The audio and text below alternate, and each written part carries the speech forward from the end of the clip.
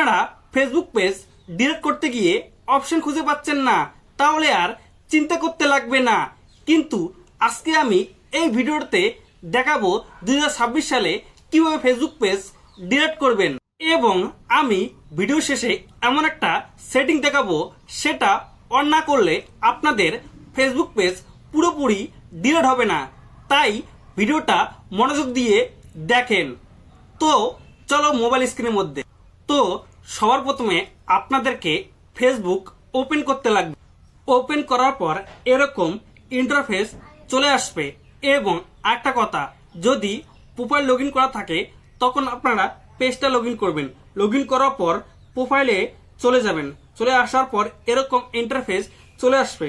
তখন উপর দিকের বাঁ দিকে থ্রি ডট আছে, আপনারা সেই জায়গায় ক্লিক করবেন। ক্লিক করার পর নিচে একটা অপশন আছে সেটিং অ্যান্ড প্রাইভেসি, সেই জায়গায় ক্লিক করবেন। ক্লিক করার পর এখানে সেটিং নামে অপশন চলে আসবে, সেই জায়গায় আপনারা ক্লিক করবেন। ক্লিক করার পর নিচে চলে আসবে। নিচে চলে আসার পর এখানে একটা অপশন আছে অ্যাক্সেস অ্যান্ড কন্ট্রোল, সেই জায়গায় আপনারা ক্লিক করবেন। ক্লিক করার পর এখানে তিনটা অপশন চলে আসবে।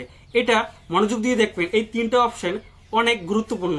দেখেন উপরে লেখা আছে ডিরেক্টরি পেজ, তার নিচে লেখা আছে আনপাবলিশ পেজ, তার নিচে লেখা আছে ডিলিট পেজ। তো আপনারা ডিলিট পেজের ওখানে ক্লিক করে কন্টিনিউ করবেন। তো কন্টিনিউ করার পর এখানে একটা রিজন সিলেক্ট করবেন। আমি যে কোনো একটা সিলেক্ট করছি। সিলেক্ট করার পর কন্টিনিউ টিপবেন। কন্টিনিউ টিপার পর আবার কন্টিনিউ টিপবেন। করার পর এখানে আপনাদের যে প্রোফাইলের পাসওয়ার্ড আছে সেই পাসওয়ার্ডটা আপনারা এখানে এন্টার করবেন। তো আমি এন্টার করছি।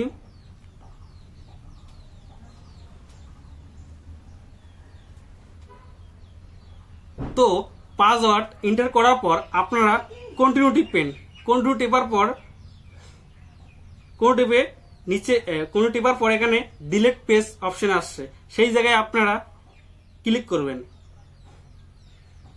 ক্লিক করার পর চুজ হয়ে গেছে। তো এইভাবে আপনারা খুব সহজে আপনাদের পেজটা ডিলিট করতে পারবেন। এবং ভিডিওটা যদি ভালো লাগে তাহলে অবশ্যই লাইক করে দিবেন এবং চ্যানেলটা সাবস্ক্রাইব করে পাশে থাকবেন।